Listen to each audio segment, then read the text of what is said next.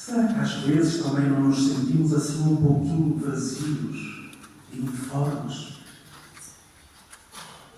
Por isso a promessa no Salmo 104:30 escutamos: enche-nos de alento.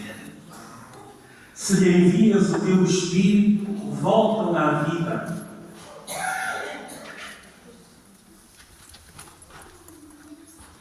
Se lhe envias o teu Espírito, voltam à vida. E assim renovas a face da terra. Sim, envia-nos o teu Espírito, Senhor, e renova a face da terra, e renova as nossas vidas. Mandai, Senhor, o vosso Espírito,